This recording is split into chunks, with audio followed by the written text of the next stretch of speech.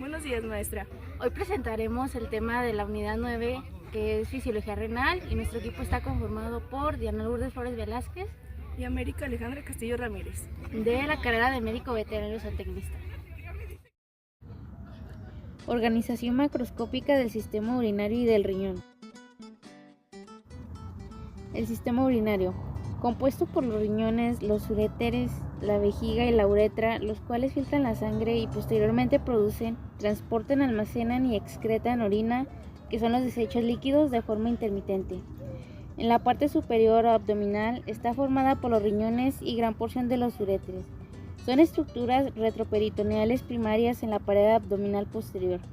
Cada riñón hace contacto con la glándula suprarrenal, que secreta aldosterona, hormona importante en el desecho de orina. Los riñones son órganos pares que filtran la sangre y producen orina, reabsorbe sustancias útiles como los electrolitos y los aminoácidos, elimina desechos de la orina como alimentos, medicamentos, toxinas. Los uréteres son los tubos que transportan la orina desde los riñones hasta la vejiga urinaria. La parte pélvica o inferior constituye por los órganos urinarios pélvicos e incluye la porción corta de los uréteres, la vejiga urinaria y la uretra. Los uréteres cursan un trayecto hacia el vértice de la pelvis renal, pasando por encima del borde pélvico en la bifurcación de las arterias ilíacas comunes. Corren a lo largo de la pared pélvica entrando en la vejiga. La vejiga, que es el saco muscular que almacena la orina y permite controlar la micción. Y la uretra, tubo que transporta la orina desde la vejiga urinaria hacia el exterior del cuerpo. El riñón y su estructura externa. El riñón izquierdo se localiza aproximadamente en las vértebras torácica 12 a lumbar 3, mientras el derecho es más bajo debido al ligero desplazamiento del hígado, cubiertos por una cápsula fibrosa constituyente de tejido conectivo que ayuda a mantener su forma y protegerlos. Esta cápsula está cubierta por una capa amortiguadora de tejido adiposo llamada almohadilla grasa renal, englobada por una fascia renal. Esta fascia y el peritoneo suprayacente sirven para anclar firmemente los riñones a la pared abdominal. La estructura interna compuesta por la corteza renal, que es la capa externa donde se encuentran los glomérulos y los túbulos renales. La médula renal, que es la capa interna donde se encuentran los túbulos colectores y los conductos urinarios.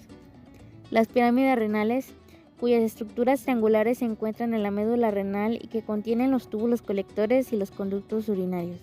La cáliz renal, estructura en forma de copa encontrada en la médula renal y que recoge la orina de los túbulos colectores y la dirige hacia la pelvis renal. La pelvis renal, que es la estructura en forma de copa encontrada en la médula renal y recoge orina de los cálices renales y la dirige hacia la uretra. Morfología macroscópica de la nefrona. Número 1. Longitud. La nefrona tiene una longitud aproximada de 50 a 60 milímetros. Número 2. El diámetro. Varía desde 10 a 20 micrómetros en el glomérulo hasta 50 a 60 micrómetros en el túbulo renal. Número 3. De forma irregular con un glomérulo en un extremo y un conducto colector en el otro extremo.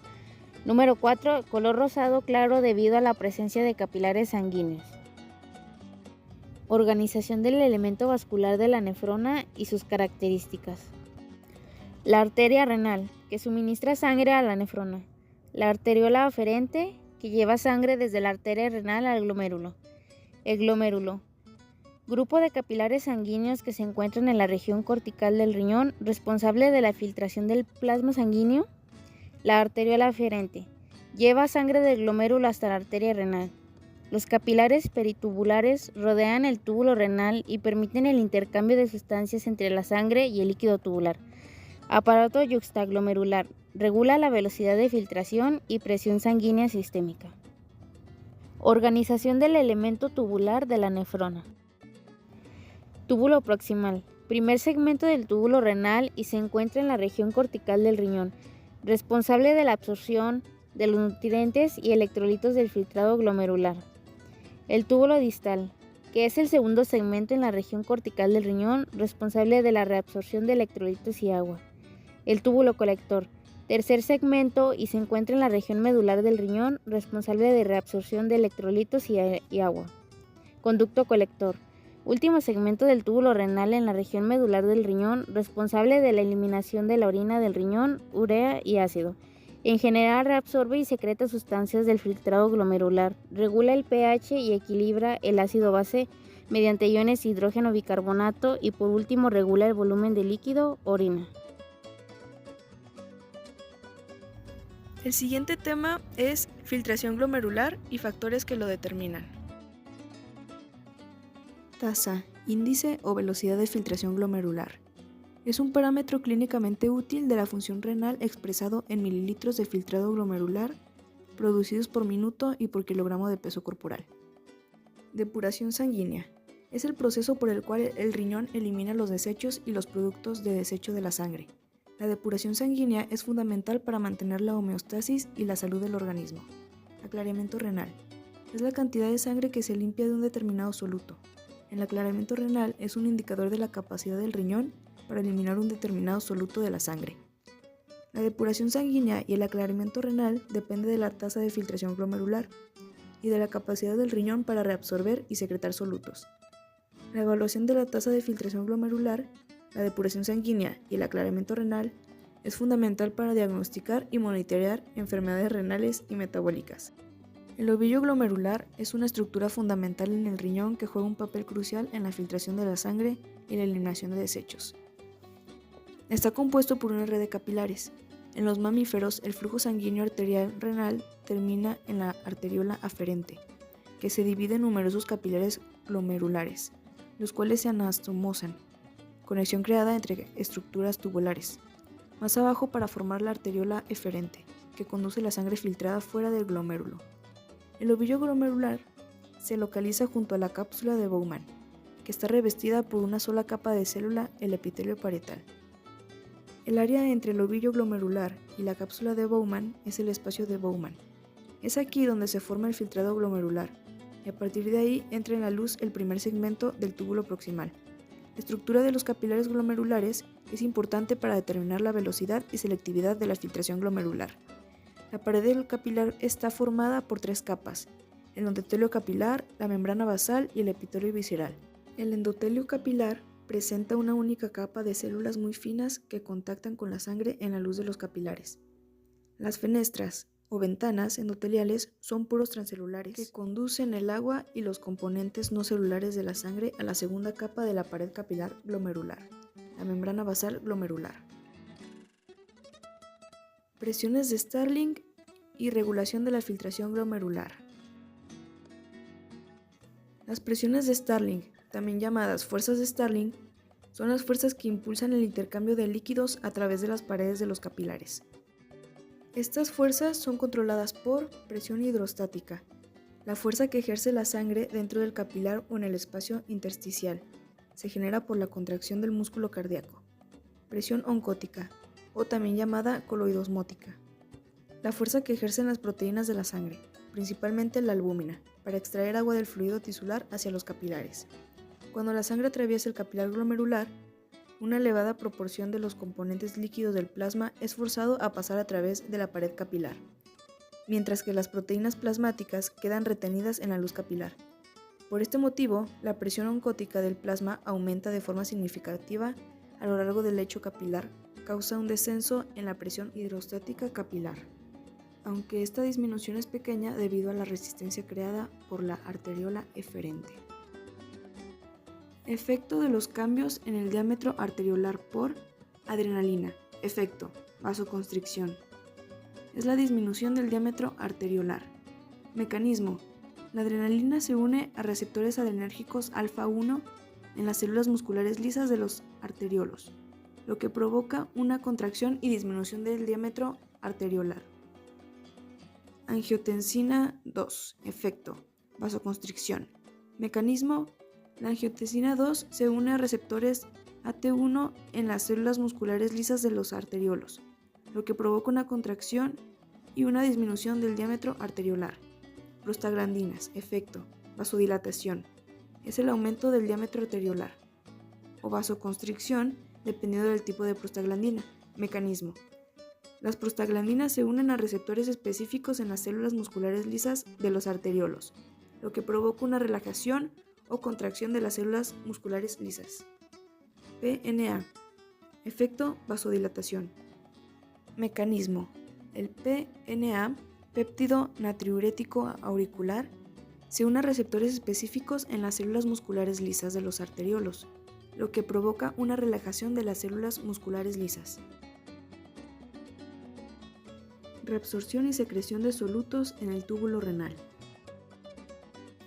Túbulo proximal. Células cuboides con núcleos ovalados y un citoplasma eosinofílico. Presencia de microvellosidades en la superficie apical. En comparación con el resto de los segmentos del túbulo renal, reabsorbe la mayor parte del ultrafiltrado. Al menos el 60% de la mayoría de las sustancias filtradas se reabsorbe a este nivel. Túbulo distal. Menor cantidad de mitocondrias y ribosomas en comparación con el túbulo proximal. Los segmentos tubular colector, colector cortical y colector medular tienen gran cantidad de mitocondrias y ribosomas. Reabsorción y secreción de solutos en los segmentos tubulares de la nefrona. Segmento tubular proximal. Reabsorción. Glucosa 100%, aminoácidos 100%, iones sodio, potasio y cloro de 60 a 70%, agua de 60 a 70%. Secreción, ácido úrico y creatinina. Segmento tubular distal. Reabsorción, iones sodio, potasio y cloro de 20 a 30%, agua de 10 a 20%. Secreción, iones, potasio, hidrógeno y amonio. Los segmentos tubular colector, colector cortical y colector medular, su reabsorción es agua de 5 a 10% y secreción, iones, potasio, hidrógeno y amonio. Mecanismo renal para formación de orina concentrada y orina diluida. Efecto de la hormona antidiurética. El riñón de los mamíferos ha desarrollado un elegante sistema que le permite la excreción de orina diluida o concentrada según sea necesario. Este sistema tiene tres componentes principales. Número 1. La generación de un intersticio medular hipertónico, que permite la excreción de orina concentrada. Número 2. La dilución del líquido tubular por la rama gruesa ascendente y el túbulo contorneado distal, lo que permite la excreción de orina diluida. Y número 3. La variabilidad en la permeabilidad del conductor colector al agua en respuesta a la hormona antidiurética, ADH vasopresina, lo que determina la concentración final de la orina. En la formación de orina concentrada, la ADH es secretada por la glándula pituitaria posterior en respuesta a la deshidratación o la hipertonicidad del plasma, mientras que en la formación de orina diluida hay falta de secreción de ADH, y esta se produce en respuesta a la hidratación o la hipotonicidad del plasma. Regulación renal del volumen de los líquidos corporales y de la presión sanguínea. Sistema renina-angiotensina 2, aldosterona. Es un complejo mecanismo hormonal que juega un importante papel en la regulación de la presión arterial, el equilibrio de fluidos y electrolitos en general, la homeostasis del organismo. Este sistema se activa en respuesta a la disminución de flujo sanguíneo del riñón animal o presión arterial. El aparato yuxtaglomerular secreta la enzima renina actuando sobre el angiotensinógeno, proteína producida en el hígado y liberada en la sangre, convirtiéndose en angiotensina 1. Después pasa a ser angiotensina 2 por la acción de la enzima convertidora de angiotensina que se encuentra en los pulmones. La angiotensina 2 estimula la reabsorción de sodio en el tubo proximal, la nefrona distal y el conducto colector, aumentando la resistencia periférica total y en consecuencia la presión arterial. Además estimula la liberación de aldosterona desde la corteza suprarrenal. La aldosterona aumenta la reabsorción de sodio y la secreción de potasio. La liberación de esta misma también se ve estimulada por la hipotasemia, niveles elevados de potasio. Este efecto resulta en una mayor retención de agua, lo que aumenta el volumen de sangre y por lo tanto la presión arterial. Tiene efecto directo en el corazón y vasos sanguíneos, contribuyendo a la remodelación cardiovascular. Regulación renal del balance ácido básico de los líquidos corporales. Los riñones controlan la homeostasis ácido-básica más lentamente y excretan el exceso de iones hidrógeno. El mantenimiento del equilibrio ácido-básico requiere prevenir la acumulación del exceso de ácido en el cuerpo. La cantidad de ácido depende de varios factores, alimentación y ejercicio, etc. Numerosas sustancias tampón, tanto intra como extracelulares, neutralizan los hidrógenos para mantener el pH dentro de niveles fisiológicos. Se incluyen la hemoglobina, carbonato óseo, el fosfato y el bicarbonato. Durante una acidosis metabólica crónica, los huesos aportan una reserva de tampones para mantener el pH sistémico. El exceso de hidrógenos y disminución de bicarbonato en el líquido extracelular promueven la disolución, provocando liberación de bicarbonato que amortigua los hidrógenos, provocando densidad baja mineral ósea. El aparato respiratorio también mantiene el pH normal sanguíneo, eliminando el dióxido y disminuyendo la concentración de hidrógenos, lo que provoca que el pH aumente. Los pulmones son importantes para la estabilización del pH sanguíneo. El riñón es la tercera línea de defensa del equilibrio ácido-base, aunque también son importantes la amortiguación química y respiratoria. La renal elimina la mayor parte de exceso de hidrógeno. Fisiología de la micción. Involucra la contracción de la vejiga y la relajación del esfínter uretral. El sistema nervioso envía señales al cerebro para que relaje los esfínteres. El cerebro envía una señal a la pared muscular de la vejiga para que se contraiga. La contracción de la vejiga expulsa la orina a través de la uretra.